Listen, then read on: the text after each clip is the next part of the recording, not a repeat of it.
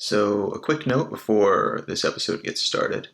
You'll notice that the audio quality is substantially different on this episode than most of them.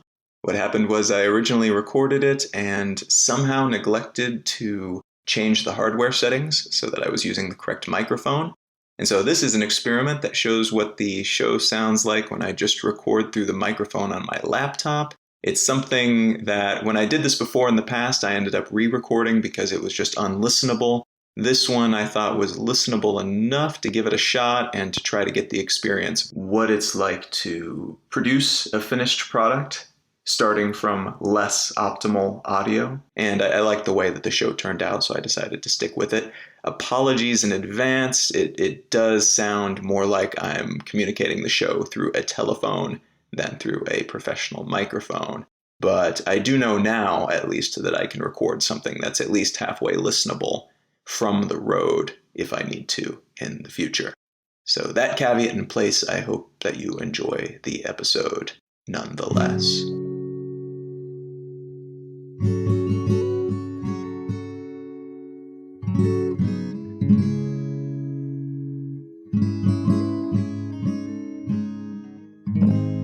Until very, very recently, until the 20th century, in fact, no one, or at least no one in recorded history, was using the term pagan to describe themselves. They were not saying, I am pagan or I belong to a pagan faith, because the word pagan was actually an immensely pejorative term. It was very offensive to refer to somebody or something as pagan. It was always used as some type of insult, but the type of insult actually varied greatly. In some cases, it meant someone or something that strayed from the traditionally Abrahamic faiths like Christianity, Judaism, and Islam. Or in some cases, it referred to someone who was polytheistic. Hellene was another word that was used to describe these people, referring to the Greeks and the Greek pantheon of gods. In some cases, it referred to someone who was from a far-flung, far-removed rural area. It was similar to calling somebody like a country bumpkin or a rube, someone who was easily tricked or easily fooled. They were so far away from the actual thinking and activity of modern human life that they were pagan and had pagan beliefs, which implied that they were simpletons of some kind. And in some cases, it actually referred to people who were citizens, who were non-military citizens of a particular society. And that was a very common and parallel usage alongside the non-Abrahamic faith usage of it for a good period of time. And so for a good long portion of history since we had this word, the word pagan was not something that you would call yourself. And yet today, we tend to look back at history and we slap the label on all kinds of things. Stonehenge is pagan, the result of pagan practices and pagan rituals. The Parthenon in Greece, an example of pagan architecture. Magic rituals that involve the burning of incense and maybe a cow skull or two. Pentagrams and such. Pagan, all of them. Which, in a way, is correct, or at least correct-ish. There was a resurgence of fascination with the pagan cultures back in the 18th and 19th centuries.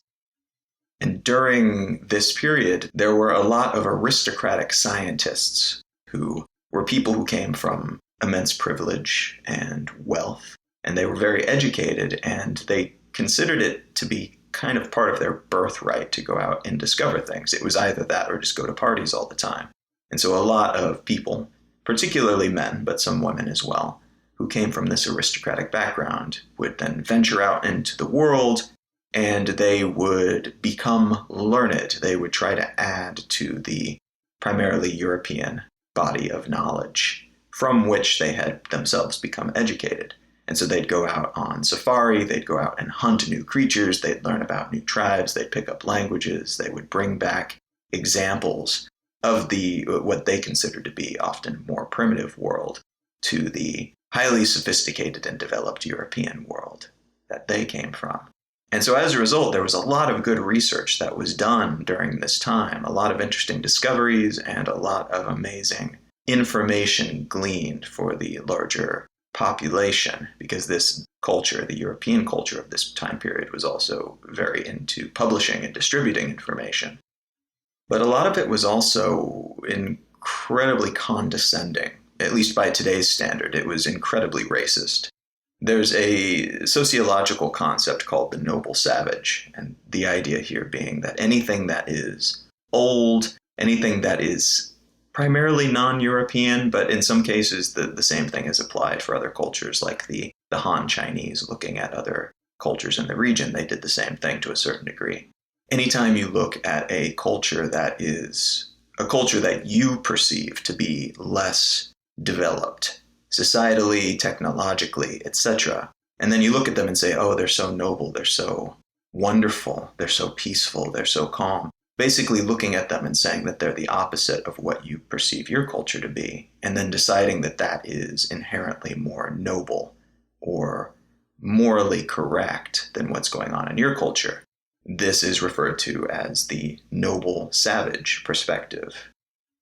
And it's something that is a little bit weird to think about, because in some ways it's meant to be flattering. It's meant to be a good thing. But what it ends up being is incredibly reductive. This is something that has been done to Native Americans in North America, for example, for a very long time, where people look at the culture and say, oh, it's so magical, it's so wonderful, look, they believe in nature and this and that and so on and so forth. And aspects of that appreciation are true, but in the way that it's being appreciated, it's leaving out a lot of very important facts, and as a result, it is reducing Native American culture into kind of a caricature. And so these people who are appreciating the culture are appreciating it in the same way that somebody who goes to like a high-end tea place and uses yoga words for peace and, may peace be with you and things like that, are appreciating Hinduism. It's reductive, and it's kind of picking and choosing and taking the parts that you think are great without taking the parts that that culture might think are great. And so there was a lot of this that was happening in the 18th and 19th century toward pagan cultures. And so in the same way that today a lot of clothing brands and photographers and stuff are photographing young women wearing Native American headdresses, and there's a lot of appropriation of Hindu verbiage and spiritual practices that leave out all of the important parts about those cultures from which these elements are derived. There was a lot of that happening for pagan cultures, so-called, in the 18th and 19th century by these privileged aristocratic people who, again, didn't mean any harm and probably would not have seen what they were doing as harmful. But the end result, in the same way as the things that are going on today, very often was that it left out a lot of these important things that the cultures themselves would have considered to be important. And the end result of this was a long-standing misunderstanding about these faiths and these belief systems and these spiritual practices that were then lumped under this larger header of paganism. And so everything from Viking religions to Celtic spiritual practices to animism to ancestor worship, all of these things were lumped under this same header. And they were studied in the sense that they were outsider practices. They were studied as things that were not true religion, according to the people doing the studying, and as a result were considered to be interesting, comical little gimmicks that, again, these noble savages practiced, but not things that were taken seriously. They were not considered to be opposing religions, for example, and as a result, they could study it safely without it being considered a serious threat to the establishment. Modern paganism takes many different shapes. A lot of the more established forms of it are organized as kind of a faith, kind of the way that a lot of other organized religions are, but a little bit more diverse and diffuse. And it does tend to be, or they do tend to be, an amalgamation of a lot of different historical faiths, blended together with other folk religions, and in some cases even more mainstream religions and religion rituals and practices. They tend to, and I say tend to, and that should apply to everything I say here, because like any religion and any belief system, this is a very diverse thing, a very multifaceted thing. But they tend to focus on practicing and acting in correct accordance with historical texts and instructions, such as they are and such as they are available. And most of the modern iterations of these pagan religions and the amalgamation therein in some way revolve around the idea of the natural world being divine, being kind of a spiritual, magical place that we have become separated from in some way, or at least that we've moved away from in modern society. I'm not going to get too far into the weeds here, because I myself am not of any pagan faith, and I'm certain I've already misread or misinterpreted something about something to do with the broad strokes of modern paganism.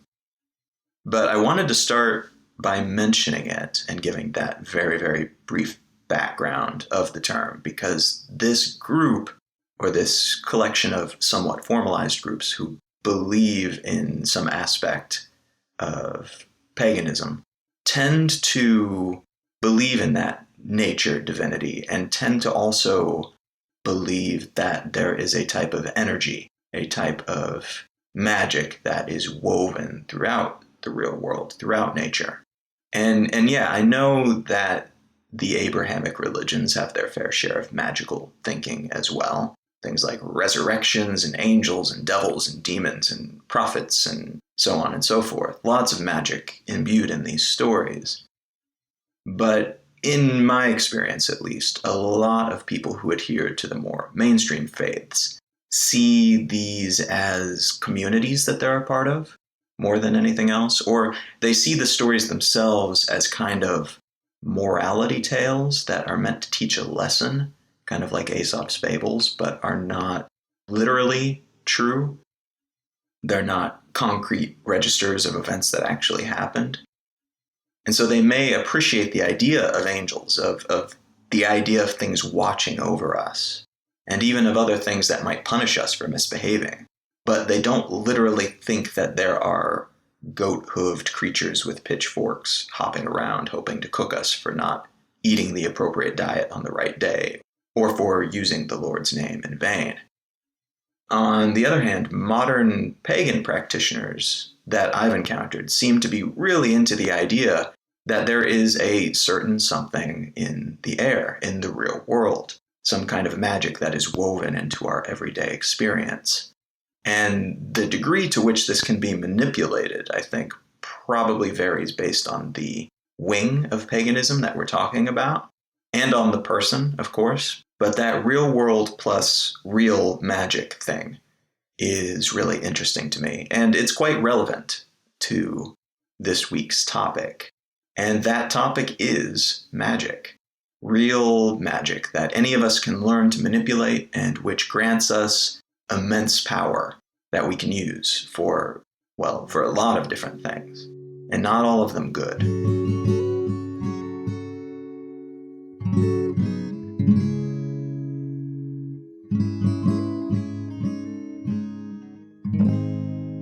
You're listening to Let's Know Things. I'm Colin Wright. This episode of Let's Know Things is brought to you by Audible.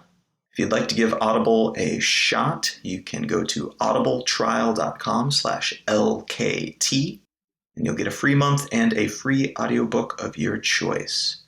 Stay tuned till the end of the episode, and I will give a book recommendation that you can check out in any way you see fit, including by using that free credit. This episode is also sponsored by HostGator. HostGator is offering a substantial discount to Let's Know Things listeners. If you go to hostgator.com/LKT, you can see what they have on offer and the immense discount that they are offering for these offerings. Thank you so much for supporting the show. Let's get back to talking about magic.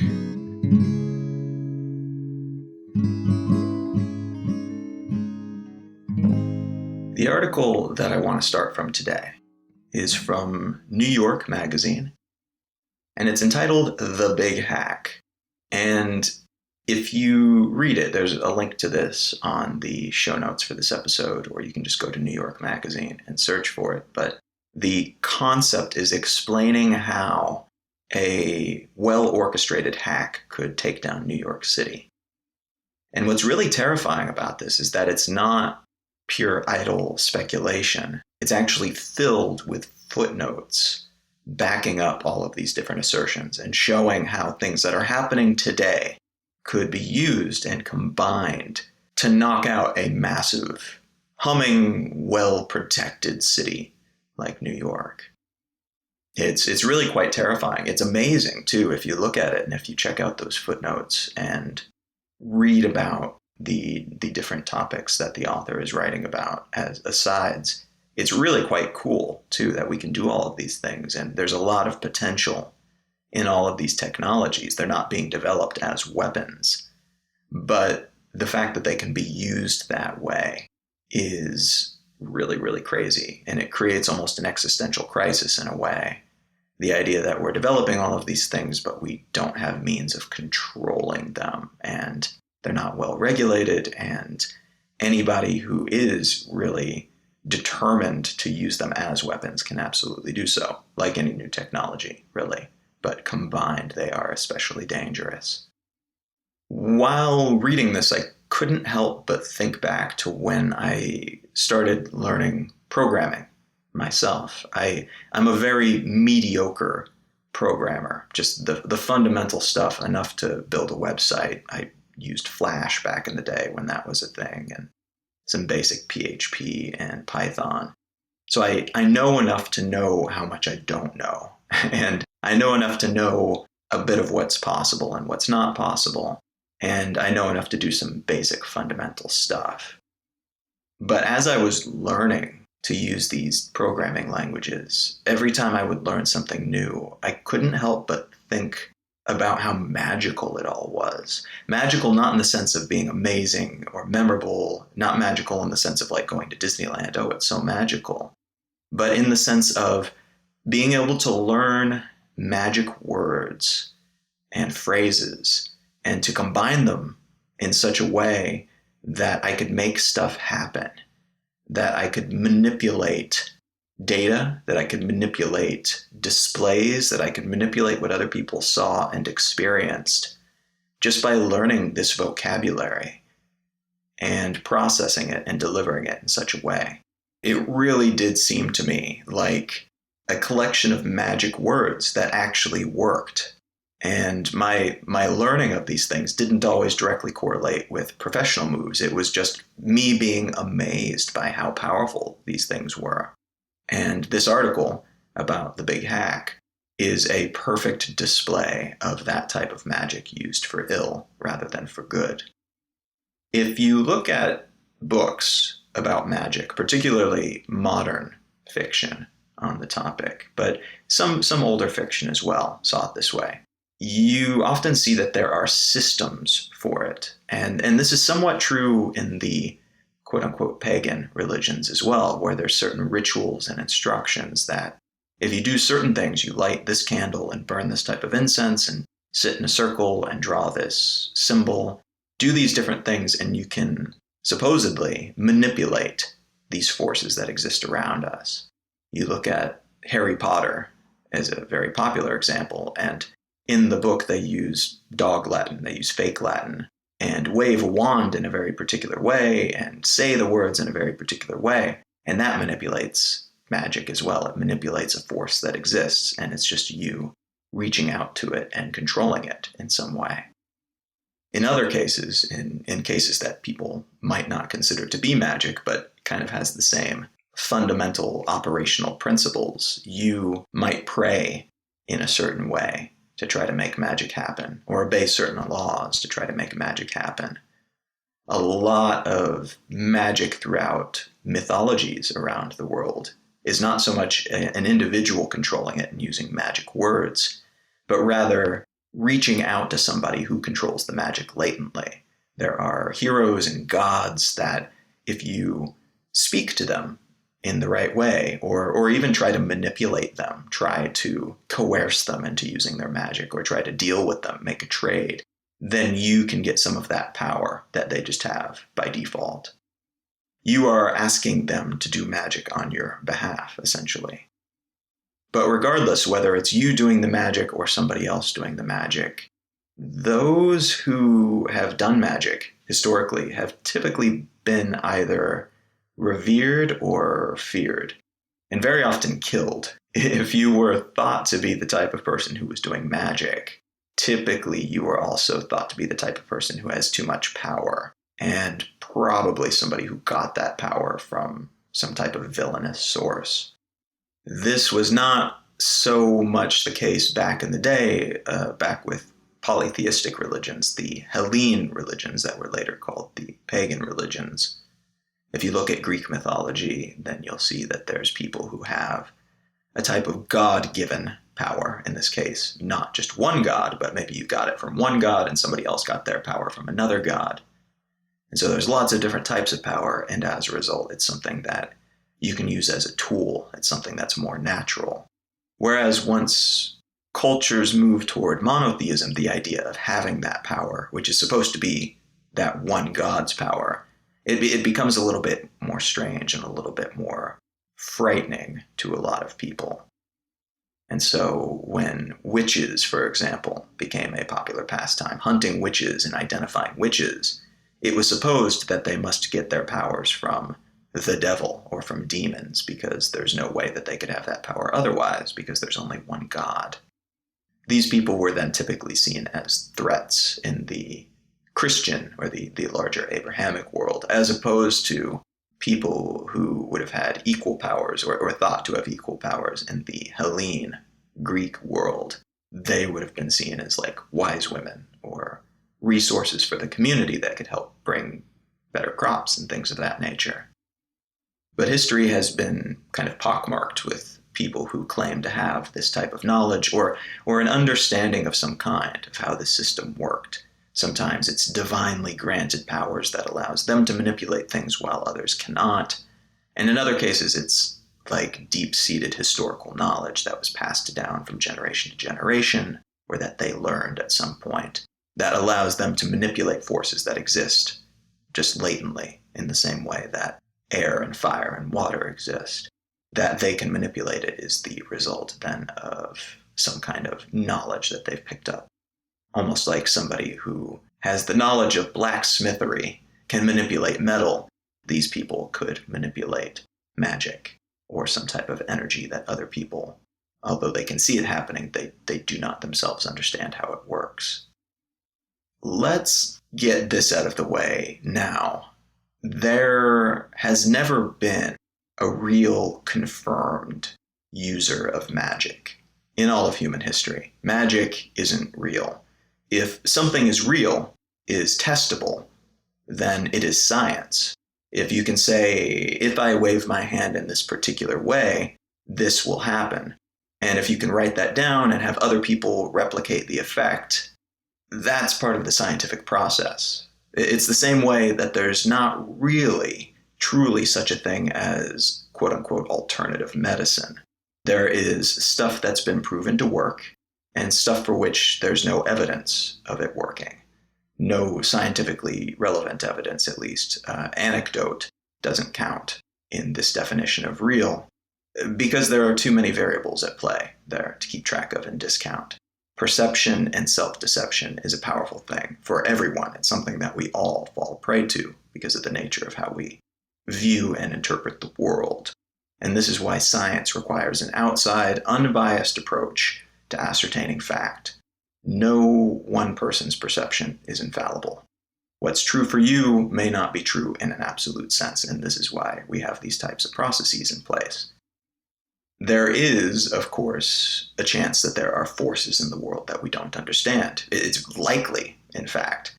And there's a chance that we can potentially come to control these forces. There's also a very solid chance that we interact with some of those forces now without understanding them, or even knowing that they exist, and accidentally make them do things from time to time. This does not imply that people who claim to do magic are doing magic. The idea that they, above and beyond everybody else, have come to understand these things in some way is something that is vastly more likely to be either a misunderstanding or a con than to be real. But to understand what I mean by this, the idea that there's a chance that we are interacting with forces that we don't understand now, and that we can interact with them without understanding them, to understand that, imagine humanity back before we'd harnessed fire. Chances are our ancestors would encounter fire periodically, because it does occur naturally. Lightning strikes and heat waves and volcanoes and all kinds of different ways that fire can occur. There's also a chance that some of these early pre-fire people created rituals around fire and decided that if they danced just so, or said just the right words, or waved their hands in a certain way, or avoided a certain area, or lived in a certain way, then the fire would obey them, or would leave them be, would not harm them. Or maybe it would appear more often, depending on what they wanted.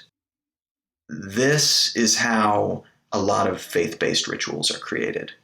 And magic is no different. If you cannot say, if I do this, this will happen, with replicable certitude, and without the quibbling that always happens with things that aren't empirical. You didn't pray hard enough, you didn't believe hard enough, so it didn't work, even though you did all the things I told you to do. These are things that put the blame on the people trying to believe in the thing, rather than the thing itself. In these cases, it is almost always the case that that thing is not actually real, as opposed to the instructions just being difficult for everybody except the person who is selling you on the concept.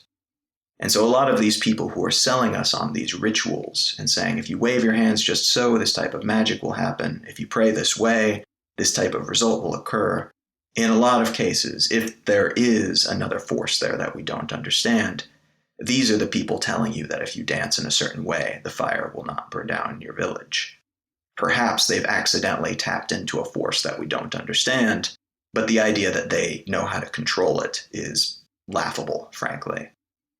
So despite the fact that we encountered fire before and decided that a certain dance would make it appear, that is not the case. It's much better that we figure out ways to have a true understanding of these forces so that we can manipulate or create or quash it on demand. This is the difference between magic and anecdote and something that is scientifically understood. So getting that out of the way now, when I talk about magic, it's in that context. It should not be confused with me encouraging you to go adopt any particular religion or any type of woo that is out there that might be encouraging you to believe some type of non-provable, non-supportable belief system or ritual or whatever. But then, before those of us who don't believe in magic or any particular type of religion get up on our high horse and never come down, let's do remember that society itself is the consequence of magical thinking. It's an illusion. It's something that's not real. It's something that we imagined and then decided to make work a certain way. And we decided that these would be the rules and this would be how it worked. And then through communal agreement and through sometimes enforcement, it was so. We made an imaginary thing that did not exist manifest. And we made it so that everybody, more or less, adheres to these rules despite the fact that it's not itself real. It's an enforced and believed illusion that has resulted in myriad physical manifestations that then support its existence. And so things like cities and laws and organizations and businesses and patriotism, organized religion, the 9-to-5 workday, history, all of these things are the consequence of our ability to imagine things that are not there, or that we guess are maybe there, but cannot prove, and that we have then decided collectively to agree to pretend that they do. And so you could look at this and say, man, magic actually does suck because all of these things are horrible. Or you could look at it and say, man, I can walk down the street and not feel constantly under threat because we've all imagined that things like common law and human decency, or a common idea of human decency, exist. This illusory world really does have many benefits if you think about it. And it allows us to create non-tangible structures and systems and modes of operation. And that does allow us to typically be relatively safe walking around in a city, which itself is a collection of systems and invented imaginary organisms that work together to create more productivity, to distribute services, to allow people to sustain their life and their progeny, to have children and to educate them, and to create a system in which more people, hopefully, benefit than they would otherwise in a system where it's kind of the strong survive and the weak are pummeled and have their food taken. This collective hallucination allows us to believe that little paper notes and metal discs and digital digits in our fake bank accounts are stand-ins for actual value. And that allows us to produce different things to produce in a specialized way and still ensure that everybody has what they need. Now, more recently, we've built an additional fake layer on top of this fake layer, the digital world. It formalizes some aspects of this shared hallucination of society and allows us to create sites that aren't actual locations and send mail that doesn't need a stamp and visit markets that have no real-world locations. Think about that for a second. We are using fake digital versions of a mail service, which itself is the consequence of a fake social structure that we all agree to adhere to. Our minds are truly labyrinthian and miraculous, if you think about it in that way. And so this is where we pull this all together. The real world for us is a world in which we have these social constructs like money and the post office and laws that will punish you if you hit someone with your car. It's also a world in which we have access, devices that act as portals, kind of, to another layer of information, some of which overlays with the real world, but much of it which exists in a completely different space that we also occupy and which has its own rules. Once again, rules that don't exist in real life, except that we've decided that they do, that we adhere to, making that space livable and useful and practical. Being able to code means being able to adjust the reality of that space. It means creating rules where there were previously no rules, and making manifest ideas where before there was only speculation. There was the potential for things, but there were no things.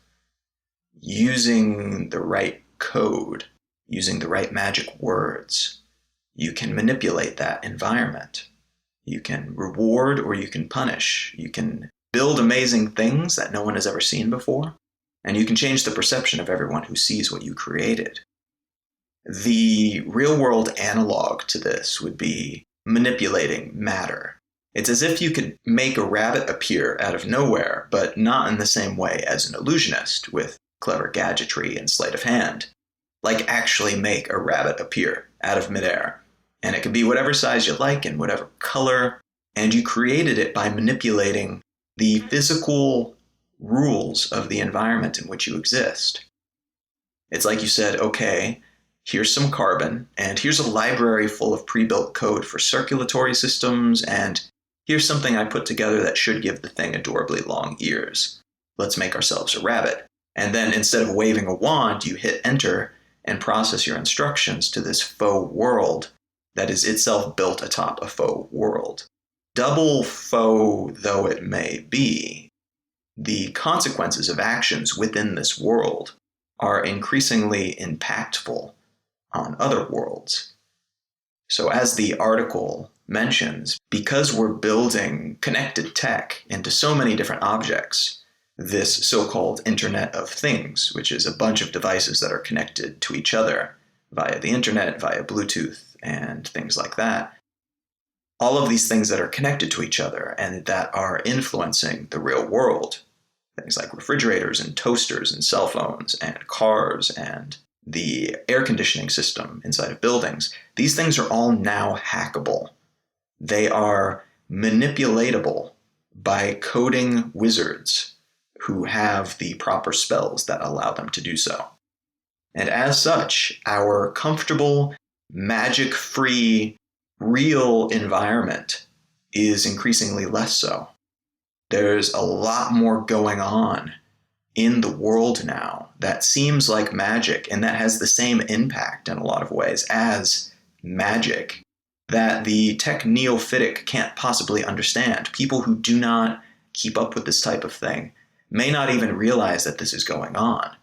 To them, it's just really cool that they can control their toaster with their smartphone. But what other people see, what people who have been practicing their wizardry in this faux world recognize, is that now they are able to influence the real world with their magic. They can cause your toaster to go berserk, and you won't know what happened. To you, it might as well be some force that you don't understand. The science fiction author, Arthur C. Clarke, once wrote that any sufficiently advanced technology can seem like magic. And that essentially means it was written in the context of like the human race encountering an alien species that is technologically superior to us. And so their tech is way far advanced to us. And so the things that they do seems like magic to us because we don't know how we get from where we are today to where they are. We don't know the different scientific discoveries required to build that kind of technology. So in the same way that an iPhone would seem like magic to somebody from the Middle Ages, their technology would seem like magic to us. And so the same is true here in a lot of ways, where the magic that these coding sophisticates are using to manipulate these objects that are now connected to each other and connected to their fake world in the real world, it can seem like magic, and it can seem just as fake to a lot of people as magic too. And so when we hear about these threats, we don't necessarily take it seriously. We say, okay, yeah, let them draw their pentagrams, let them light their incense. I don't really believe that that's a threat. I can't possibly imagine how that would work. And that is fair based on what they know and what they've seen, but it is not the reality that we live in today. Arguably, the same is true of different components of the maker scene. That's maker with a capital M. And this is a very loose, very generalized title for a lot of different types of people. Typically, people who are makers, they make things, and that might mean coding, that might mean industrial design, it might mean hacking hardware together, it might mean people who are building bicycles or people who are 3D printing components for a kite that they want to build. It might be people building gadgets using new and increasingly cheap single board computers. They're building robots and computers and building smart devices for their homes. They're using hammers and nails, but also 3D printers and cheap processors and free operating systems. And they're using this then to make manifest in the real world those things that live in their imaginations. And so what they're doing is bringing creations from that faux world into the real world. They're making something from nothing. It's magic. These aren't the only forces that operate in this way. If we're looking at coding and we're looking at building these imaginary things and making them real, if we're calling that magic, things that give a person a distinct advantage in real world day-to-day life, these are not nearly the only skills that would allow them to do this. These are not the only types of magic that exists. Many different sciences operate this way. Something like chemistry is perhaps the best analog for the purposes of this discussion. If you understand chemicals and their composition and how they fit together and interact, you can actually transform one material into another material. You can alleviate toxicity. You can blow things up. Arguably, fields like psychology work the same way. If you understand how people operate and why, and what it is that drives their actions, there's a decent chance you can guess with some reliability what they'll do next and how they will respond to a given stimuli, and perhaps how they might be happier or more sad if you're an evil mind wizard. In all cases, these are fields that, with understanding and practice, you can give yourself a type of a superpower. You can make yourself a magic wielder. You can give yourself abilities that extend beyond those granted to us by just our hands and feet, just our minds and our eyeballs.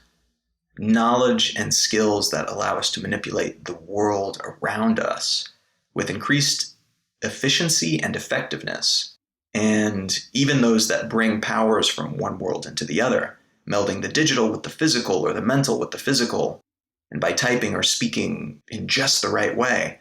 These are skills that make things happen or exist that would not have otherwise occurred or come to be, and we can acquire this knowledge and these skills. These are not powers that are granted by gods to individuals.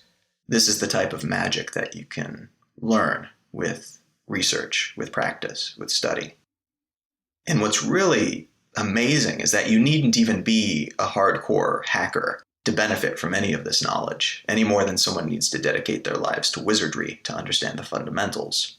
Learning about this other world, about the world of technology and software and how it all fits together and where it rubs up against the real world, where it intersects, that's core information that we should all ideally understand at least on a basic level. To do otherwise is to be consistently confused in a world that is increasingly shaped and powered and controlled by these non-tangible, quote-unquote, magical forces. But the same is true of any field that allows one additional perspective, the perspective of someone operating outside of the standard humdrum physical world. If you've never given real thought to how politics work, or why laws are made the way that they are, or why currency is more desirable than bartering, or how our nonverbal communication can influence what others think of us, these are intellectual paths worth following. And by learning just a bit, you can learn what's possible, even if you don't become a skilled practitioner at any of these crafts. By learning what's possible and how these things fit together into the bigger picture, you become immune to some of their potential downsides, or at least inoculated against it. And you become then capable of figuring out why things happen, whereas otherwise they might seem like pure mysticism. It's actually worrying to me how few of our lawmakers and the other people in charge of modern society actually understand the fundamentals of technology. The underpinnings of the modern world are a mystery to so many of the people who are regulating these underpinnings. It's like a muggle regulating magic, or in the reverse, a non-believer deciding how the faithful of a church should worship. It is just amazing to me how many of these people who are deciding the future of these technologies, of these skills, of their application in the real world, they are the ones deciding on it, and to them, it's all just voodoo. Any time I read a book or watch a movie about people who discover they have superpowers or who are learning about magic or other things of that nature, I'm just amazed because I have trouble suspending my disbelief about the ho-hum attitude that so many of these protagonists have when they are learning about these potential gifts. You get accepted into a wizard school and you're more focused on interpersonal drama and sports than reading the damn books that will teach you to cast powerful spells? What the actual hell? I would be all over those books. I would be I would never go to sleep. I would want to learn everything that I possibly could. You discover that you have superpowers but can't be bothered to take the time to train yourself in their proper use. Does that seem realistic to you? I'd like to think that many of us would immediately go into training mode so that we could become the best superheroes possible.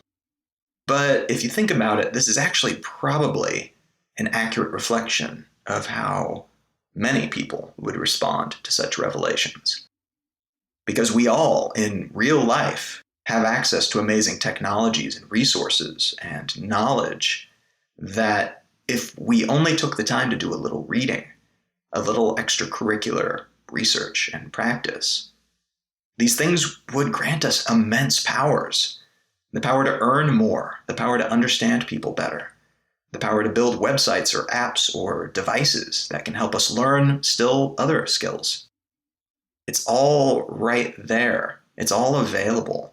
All of us are going through our own potential origin story. But frighteningly few of us, including those lawmakers, seem to realize it. Or if we do realize it, few of us seem to consider this to be a proper use of our time for some reason. You needn't become a psychologist to reshape your worldview with an understanding of how people think and why we act the way that we do.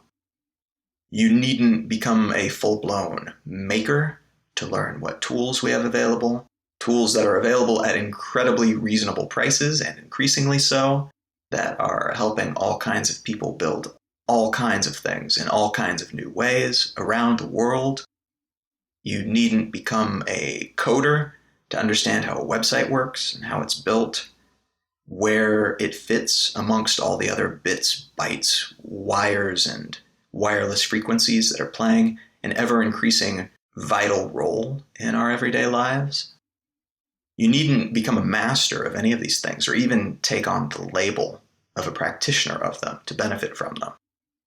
But the more of these things we know about that we at least understand in a basic, fundamental way, the more capable we are of distinguishing what's real and what's not, what's possible and what's not, what's a threat and what's not, what's just made for Hollywood fantasy.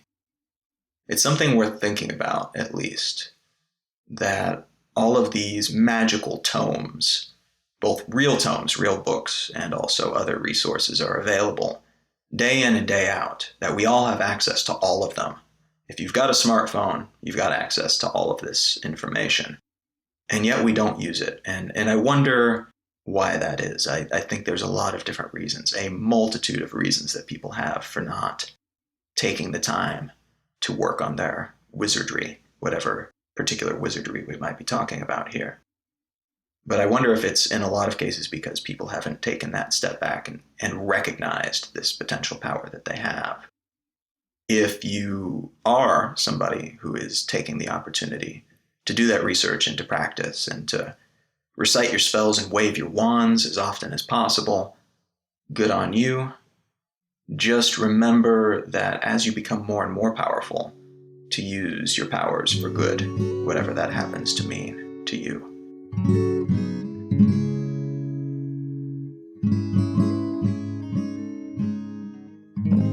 This episode of Let's Know Things was brought to you by HostGator.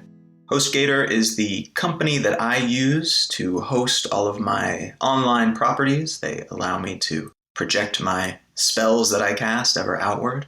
If you're looking to start a blog or a portfolio for your work, to build a website for your business, they are a wonderful option. Great customer service, great prices, great uptime, and all of that. If you go to hostgator.com/LKT, you will receive a substantial discount on their already quite reasonable prices. hostgator.com/LKT. This episode is also sponsored by Audible.